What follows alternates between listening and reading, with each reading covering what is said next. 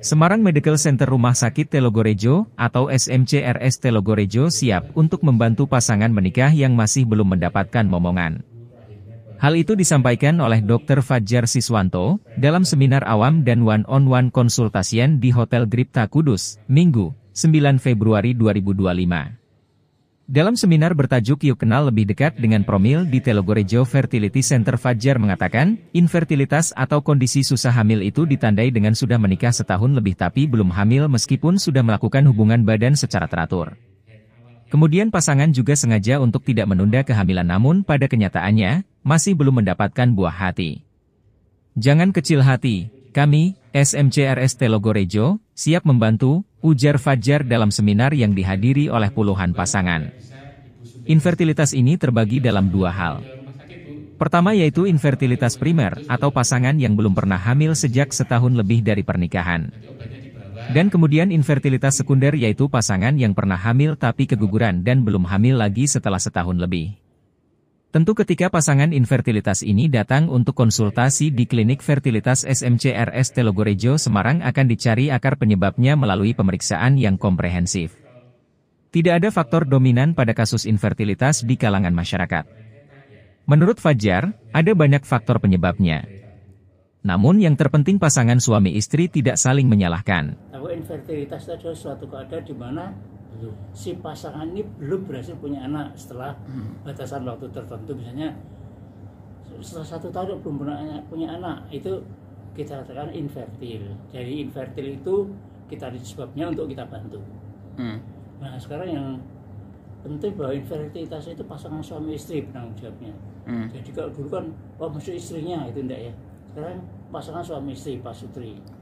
Dan penyebab yang paling banyak itu ya macam-macam ya. Infertilitas itu bisa karena tadi misalnya dari istrinya, bisa dari suaminya, bisa atau dari dua-duanya. Kalau misalnya dari istri, misalnya istrinya tidak bisa membuahkan telur yang bagus untuk dibuahi, atau istrinya salurannya buntu sehingga saluran telur ya buntu sehingga sperma tidak bisa ketemu ke telur istri, atau ada sesuatu di dalam rahimnya, atau faktor spermanya sendiri, faktor spermanya tidak mencukupi untuk membuahi secara alami. Yaitu saya kira faktor-faktor itu. Kemudian kalau sekarang yang agak cenderung sekarang itu, maaf ya, infeksi itu tinggi. Infeksi tinggi, mungkin pola hidup kita yang sudah mulai agak berubah ya. Jadi kalau kita mau mana yang banyak ya, sekarang hampir sama ya.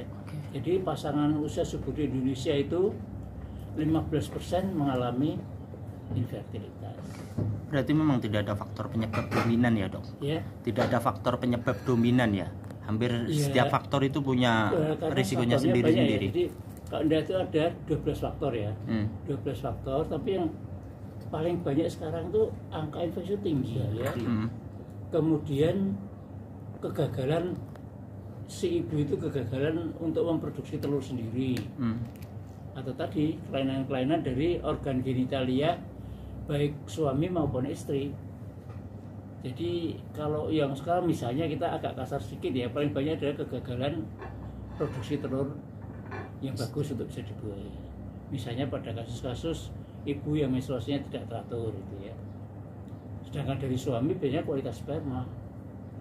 Ya karena suami sekarang jangan ayam-ayam saya laki-laki, enggak, ternyata sekarang penyebabnya 50-50 gitu. Malah bahkan sekarang untuk laki-laki itu melebihi wanita penyebabnya 60% sendiri. Itu kira-kira ya. Jadi obat itu memang dibuat supaya bisa ibu suntikan sendiri. Jadi tidak usah bolak-balik ke rumah sakit Bu, menghabiskan waktu, apalagi rumahnya Kudus, bolak-balik Kudus Semarang banjir bagaimana susah. Nanti obatnya dibawa, nanti ibu suntik sendiri tiap hari. Pakai kasus-kasus infertilitas. Nah, layanan yang kita miliki itu adalah di samping tadi saya sampaikan promil secara alami, inseminasi kita bisa lakukan, dan bayi tabung. Jadi kita sampai pada layanan bayi tabung pada pasangan yang memang membutuhkan layanan. Berarti itu tahap paling akhir ya bayi tabung ya dok? Tahap paling tinggi. Oh paling tinggi. belum tentu paling akhir. Tapi paling tinggi. Jadi kan sudah saya sampaikan misalnya kasus salurannya buntu misalnya itu kan bayi tabung paling baik. Tingkat keberhasilan dari kasus infertilitas yang solusinya pakai bayi tabung itu tingkat keberhasilannya berapa persen, Dok? Nah, tadi sudah saya sampaikan di slide itu faktornya banyak, tergantung umur. Tadi sudah saya sampaikan umur menentukan sekali. Dengan umur yang muda keberhasilan akan makin tinggi ya. Rata-rata di SMC rumah sakit itu kehamilan bisa sampai 30 sampai 40%. Tapi rata-rata ya, umur tua dihitung, umur muda dihitung. Itu dihitung rata-rata 30-40%. Tapi kalau dihitung yang muda ya lebih tinggi lagi. Faktor usia selain faktor usia maksudnya yang tidak bisa dilakukan untuk praktik bayi tabung itu apa, Dok? Ya tadi sudah sampaikan, telurnya sudah sedikit sekali atau tidak ada. Meskipun itu usianya masih usia produktif, ada kasus seperti itu berarti. Kan ada menopause dini itu kan ada. Jadi masih muda tapi telurnya sudah habis. Ada. Nah itu tentu tidak bisa program. Ya. Terus yang kedua ya spermanya tidak ada walaupun sudah dioperasi, tidak ketemu sperma, nah, tentu tidak bisa program juga. Kecuali dengan donor ya, cuma kita tidak mengizinkan kan di Indonesia tadi hubungannya dengan nasab segala macam. Iya. Bisa donor sperma, donor telur tidak bisa. Nggak bisa atau belum diperbolehkan? Tidak diperbolehkan. Nggak ada payung regulasinya ya. Regulasinya dasar agama. Undang-undang